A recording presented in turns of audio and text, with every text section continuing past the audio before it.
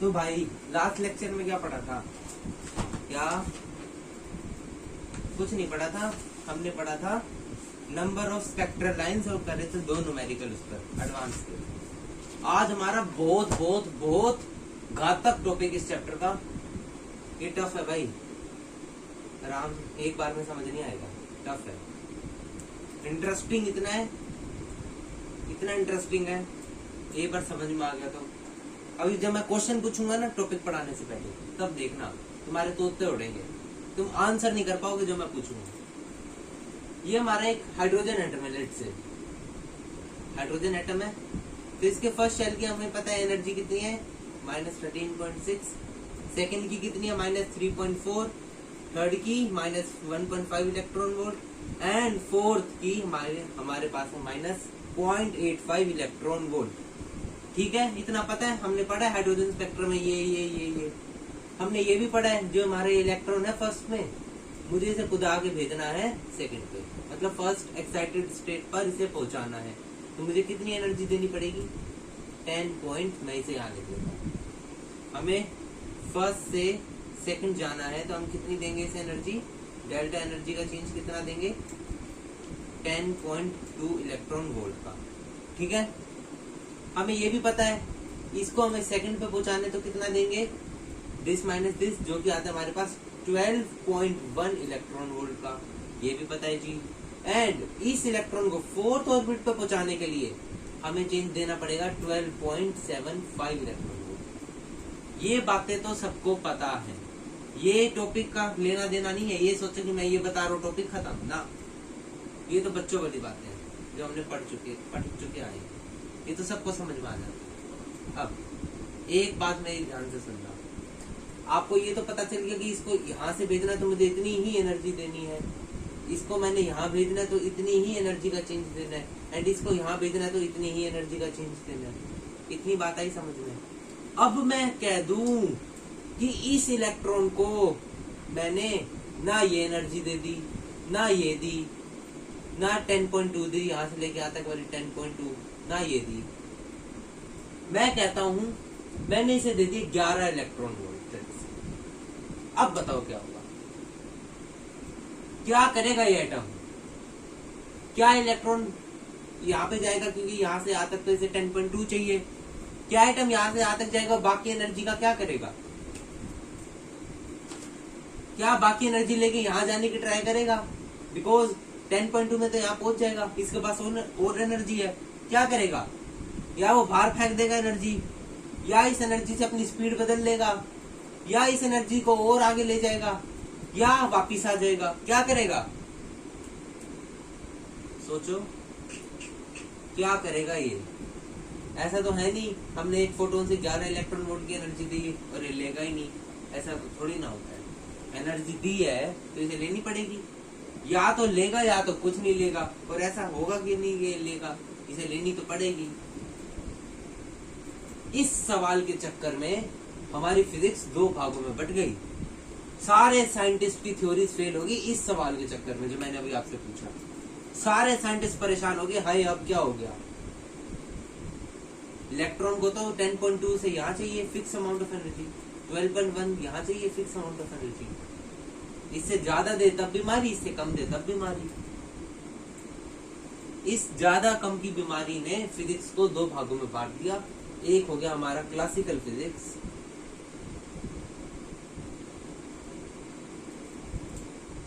एक होगी हमारी क्वांटम मैकेनिक्स। ठीक है, क्लासिकल फिजिक्स वही जो आप केमिस्ट्री में एटॉमिक स्ट्रक्चर पढ़ते हो, उसका फिजिक्स से कोई लेना देना ही नहीं। ये केमिस्ट्री की नकली बातें, झूठी बातें जो केमिस्ट्री वाले जाने।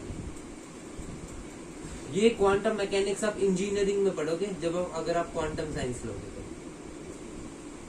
ये पढ़ना है। ये क्वांटम मैकेनिक्स पढ़ना है जो न्यूटन ने दिया था और बाकी बड़े साइंटिस्ट ने दिया था। न्यूटन ही, सॉरी आइंस्टाइन ने दिया था। न्यूटन कहाँ से आ गया? तो ये 11 इलेक्ट्रॉन वोल्ट का क्या करेगा ये बेचारा इलेक्ट्रॉन? बहुत परेशान है, क्या करेगा ये? इस पे ऑर्बिट पे जाएगा। बच्चों के मन में क्या सवाल आ रहे होंगे मैं बताता हूँ। क्या क्या सवाल, क्या सोच रहे होंगे?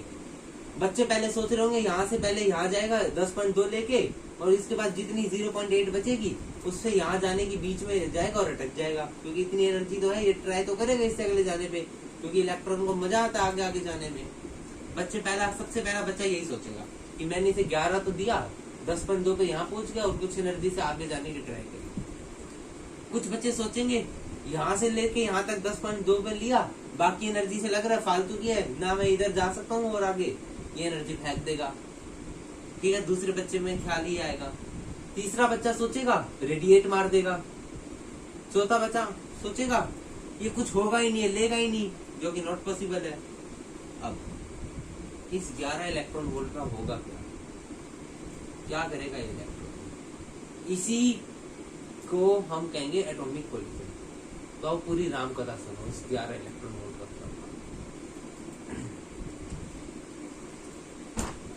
ये 11 इलेक्ट्रॉन वोल्ट क्या करेगा?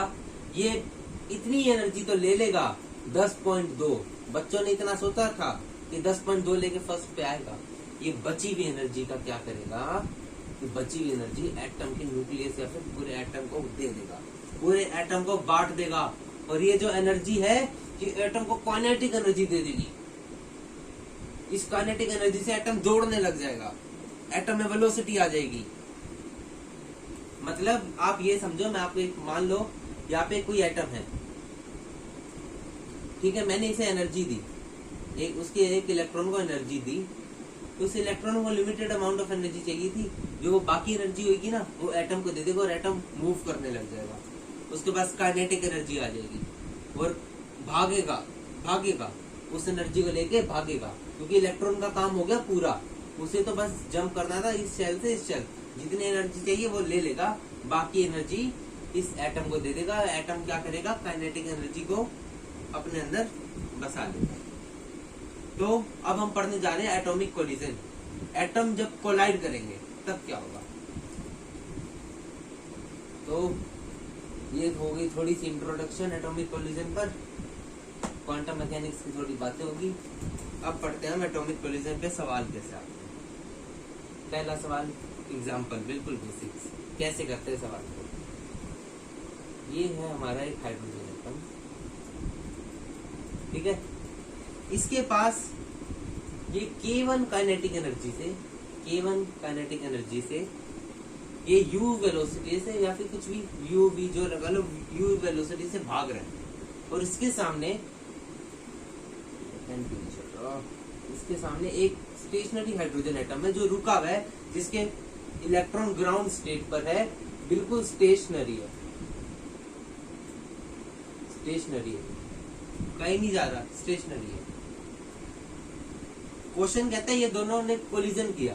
अब एक बात सुन लो, गांठ बांध लो, यहाँ पे जब एटम्स के बीच में कोलिजन होगी ना, वो होगी हमेशा इनइलास्टिक। एंड जब इन इलास्टिक कोलिजन होती है, काइनेटिक एनर्जी कंजर्व नहीं रहती। क्लास 11th में हमने पढ़ा था, कौन से चैप्टर में? Centre of mass and momentum collision में पढ़ा था ये बात। नहीं पता हो तो भाड़ में जाओ, तुम्हारी गलती है, नहीं पढ़ा। जब इन इलास्टिक कोलिजन होती है, काइनेटिक एनर्जी कंजर्व नहीं होती एंड एनर्जी का लॉस होता है। लेट्स से एग्जांपल, बहुत तेज से कार आ रही है, किसी को ठोक दी तो क्या टक्कर की आवाज आएगी? गर्म होगी बॉडी पार्ट, मतलब टूटेगा, मतलब काइनेटिक एनर्जी का लॉस होगा। जिस स्पीड से आ रही थी वो किसी चीज में ठुक गई, मतलब लॉस हुआ काइनेटिक एनर्जी का। बिल्कुल इनइलास्टिक कोलिजन हुई। लेट्स से यहाँ पे कोई हल्का व्हीकल था तो वो इतनी स्पीड से आ रहा है कि वो उसमें ठुक गया, इसको डैमेज भी कर दिया और साथ में अपनी एनर्जी को लेके दोनों साथ दौड़ पड़े। इसे कहते हैं इनइलास्टिक कोलिजन। क्लास 11th की बातें हैं। तो एटम के बीच में यहाँ पे इनइलास्टिक कोलिजन होगी, काइनेटिक एनर्जी एब्जॉर्ब मतलब कंजर्व नहीं रहेगी, ये बात याद रखना। और एनर्जी का हमेशा लॉस होगा। अब सवाल कैसा आया कि हाइड्रोजन एटम है, K1 काइनेटिक एनर्जी के साथ स्टेशनरी हाइड्रोजन एटम की तरफ भाग रहे हैं।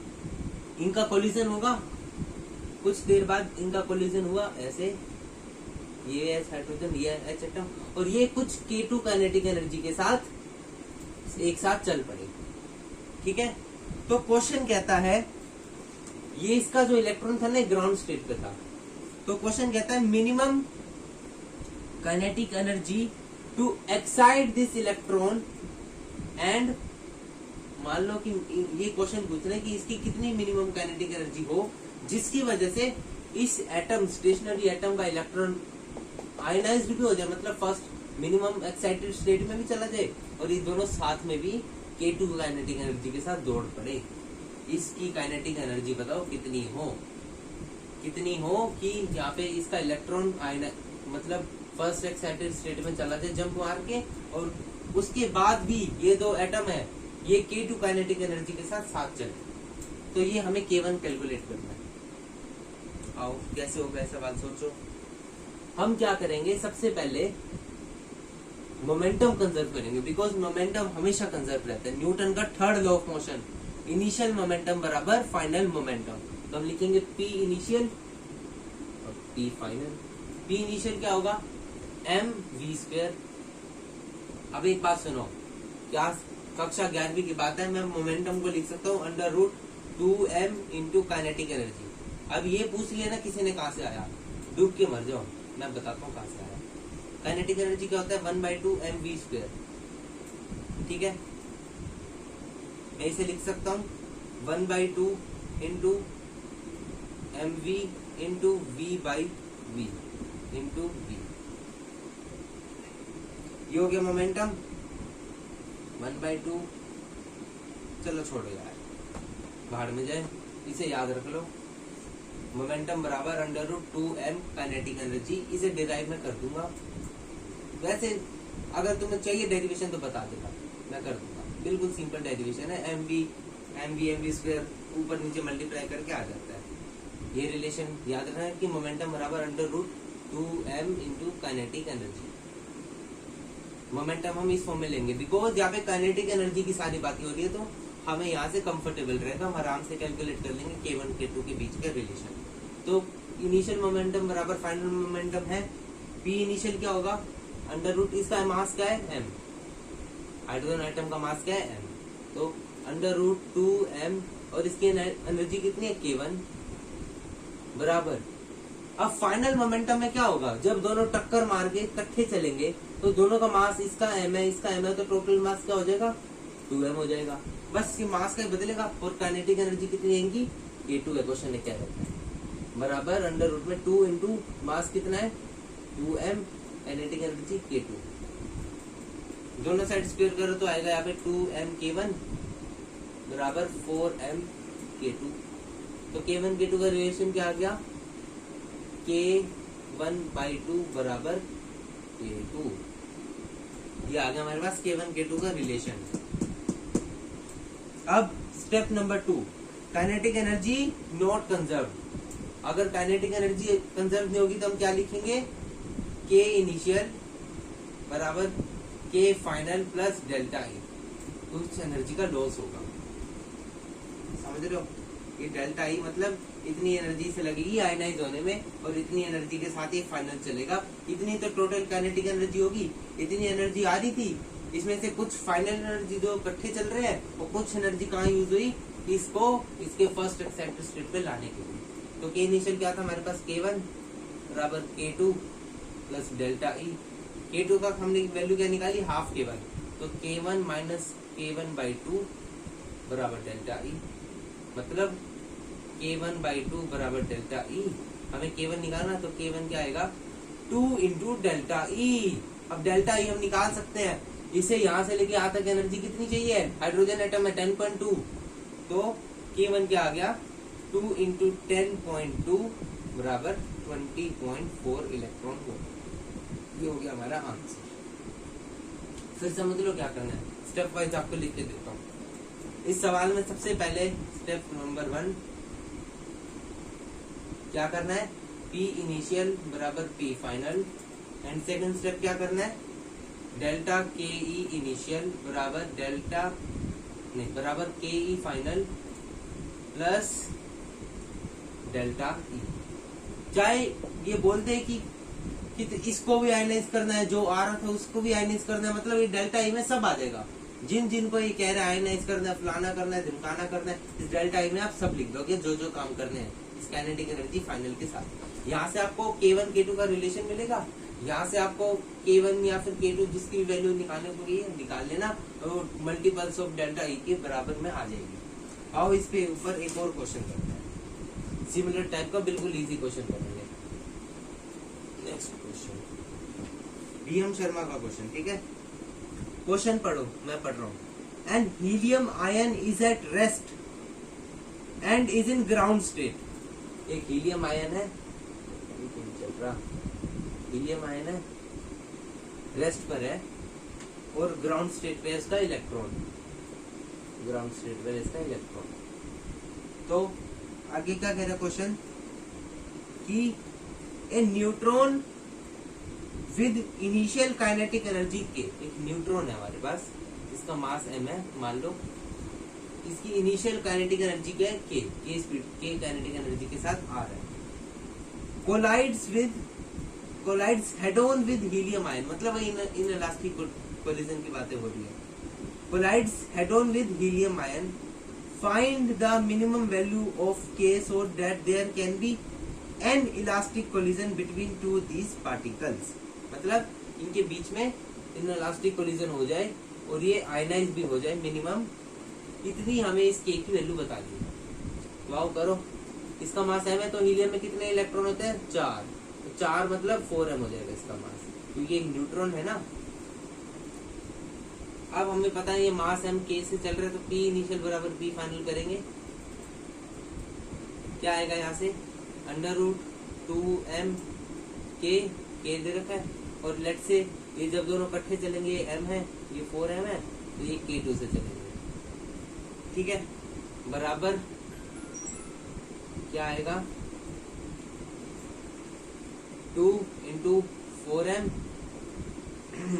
नहीं 4m + m क्या हो गया 5m k2, दोनों साइड स्क्वायर करो तो आएगा 2m k बराबर 10m k2। यहाँ से k और k2 का रिलेशन क्या आया, k/5 बराबर k2, k/5 बराबर k2, इतना आ गया। अब स्टेप नंबर 2 क्या था, काइनेटिक एनर्जी इनिशियल बराबर kinetic energy final plus delta E. Kinetic energy initial क्या है, k बराबर k/5 k2 क्या आया k/5 प्लस डेल्टा ई निकालना है हमें, मतलब भाई आ जाएगा। तो k की वैल्यू क्या आई, यहाँ से k/5 है, तो यहाँ पे आया 4k/5 बराबर डेल्टा ई। k की वैल्यू क्या आई 5 × डेल्टा ई बाई 4। अब डेल्टा ई आप आ जाओगे, हीलियम आयन को यहाँ से लेके यहाँ तक आयनाइज करने के लिए कितना चाहिए, हाइड्रोजन का 4 गुना, हाइड्रोजन को चाहिए होता है 10.2, इसका 4 गुना क्या होगा 40.8। जैसे अब यहाँ पे 40.8 रखोगे तो काइनेटिक एनर्जी आपकी आ जाएगी 51 इलेक्ट्रॉन वोल्ट। आज के लिए इतना ही हुआ, बस हमारा टॉपिक खत्म। Thank you.